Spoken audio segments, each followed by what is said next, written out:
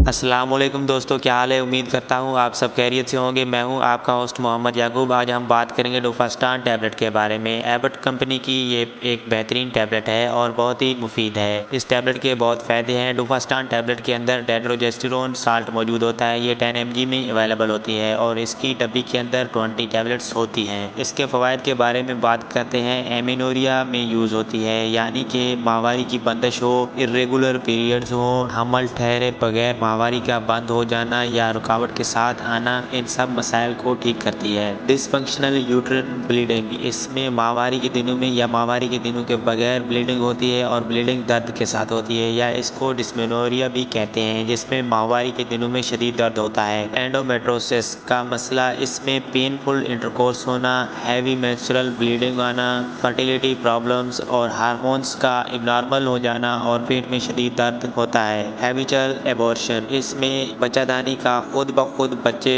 کا ابورشن ہو جانا یا پھر بچہ دانی میں ابورشن کی عادت پڑ جانا۔ تقریباً وومنس کو 20 ہفتوں میں 3 یا 4 بار سے زیادہ بار میں ابورشن ہو جائے تو اس کو ہیبیٹل ابورشن کہتے ہیں۔ اس میں ابورشن ہونے کی عادت پڑ جاتی ہے۔ اس مسئلے کو ڈوفاسٹان ٹیبلٹ کنٹرول کرتی ہے۔ اس کے بعد انفرٹیلیٹی آف ارریگولر سائیکل، جس میں بچہ پیدا کرنے کی ہارمونز کنٹرول میں نہ رہنے کی وجہ سے بچہ نہیں بن پاتا یا بچہ نہیں بنتا، اور جس کو عام زبان میں بانجھپن بھی کہا جاتا ہے۔ یہ ٹیبلٹ پری مینسٹرل سنڈروم کو بھی کنٹرول کرتا ہے، جس میں پیریڈز سے پہلے یا پیریڈز کے بعد میں کچھ مسائل ہوتے ہیں، جیسا کہ پیٹ میں درد، چڑچڑاپن، موڈ کا خراب ہونا، تھکاوٹ، بیک پین۔ یہ سب ہارمونل چینجز کی وجہ سے ہوتے ہیں۔ ڈوفاسٹان ہارمونز کو کنٹرول کرتی ہے۔